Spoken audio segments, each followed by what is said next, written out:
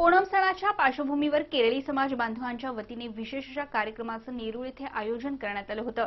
या प्रसंगी उपस्थित आमदार मंदाताई म्हात्रे यांनी केरळी समाज बांधवांच्या समस्या सोडवण्याचं आश्वासन दिलं।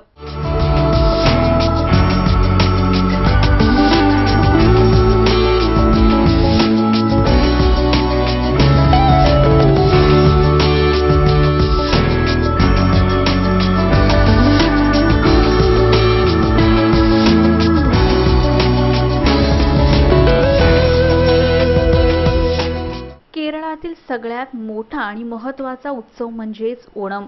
केरळ राज्याचे नवीन वर्ष ओणम या उत्सवाने सुरू होते।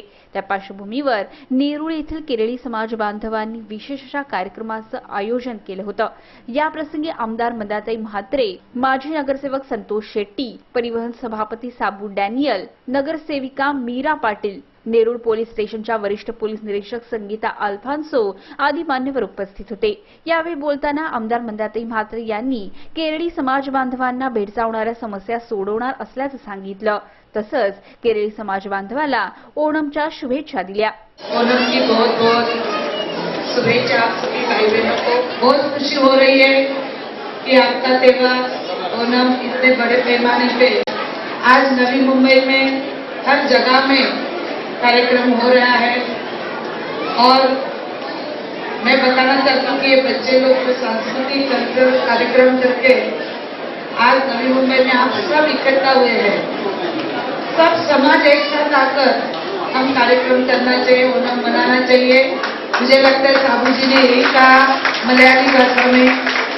मलयाली आती नहीं, मुझे समझती है, तो अगर साबू कुछ बोलता था तो पता चलता था। और भी अगर साबू और हम संतोष जी, हम लोग ने काफी नवी मुंबई के लिए 20 साल योगदान दिया है, 20 साल लोगों की सेवा की है।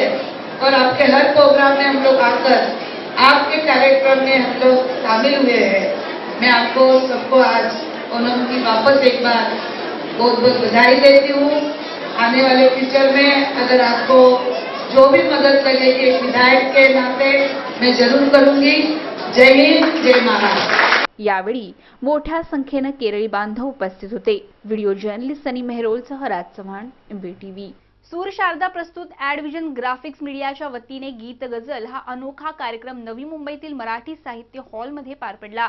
यावेळी कलाकारांनी मेहंदी हसन, गुलाम अली, जगजीत सिंग, मुकेश, आशा भोसले यांसारख्या दिग्गजांची गाजलेली गाणी गायली।